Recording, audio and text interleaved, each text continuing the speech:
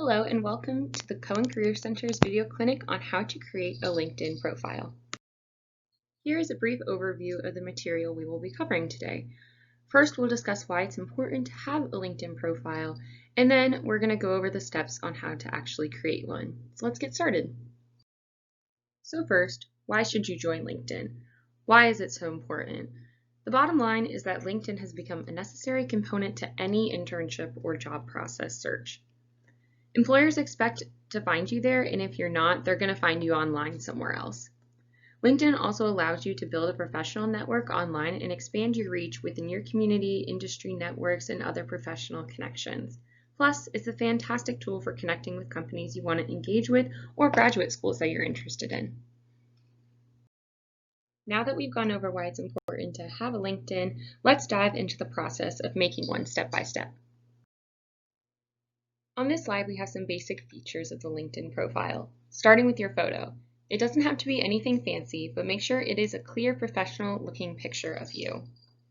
Next is your headline. This will typically autofill to say student at William & Mary. However, it is customizable, and you should try and customize it. Try something unique that tells the viewer a little bit more about you.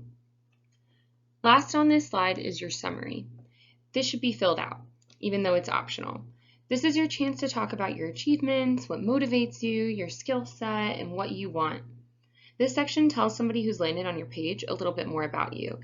It's also a great space to curate a professional brand. This is also a good area to put in any online e-portfolios or a website featuring projects that you would like to highlight. Moving on to some other basic sections, on this slide we have your experience, volunteer work, /organizations, and education. For your experience section, you want to go into detail about the experiences that you've had.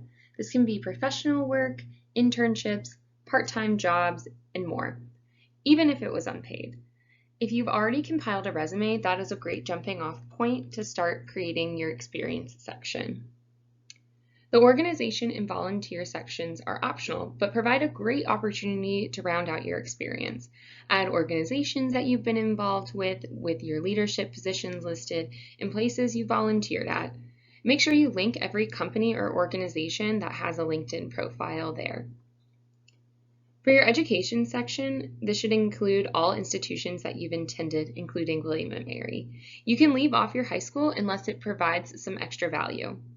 Note that William & Mary is listed as William & Mary on LinkedIn and not the College of William & Mary. It is just William & Mary. Here's also a place that you can add honors and awards, your GPA if you choose, or classes that you've taken that you think will add good value. Some additional sections that you can add to your profile include skills, accomplishments, projects, and recommendations. Your skills section highlights any skills that you may have acquired, such as Photoshop, public speaking, economic modeling. Really, the sky is the limit there. Any accomplishments, you can add any awards or honors that maybe fall outside of your educational experience and that you really want to highlight here. Projects can be anything from an internship project you collaborated on with a company, class projects that you're really proud of, or any research that you've been involved with. There's also a section for recommendations where you can ask former supervisors or faculty to give you a recommendation that will show up on your profile. Once you feel confident with all your sections, it's time to publish your profile.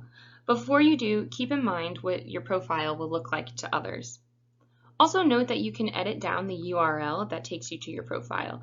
This can be helpful when you go to put your URL on a resume. It will take off all of the extra text after the backslash, all those random letters and numbers, and you can just insert your name there instead. And you can do this, the function to do this is on your main profile page. And that's it. You've created your LinkedIn profile. If you want to follow up with a career advisor about your profile or any other career-related topics, you can make an individual appointment in Tribe Careers.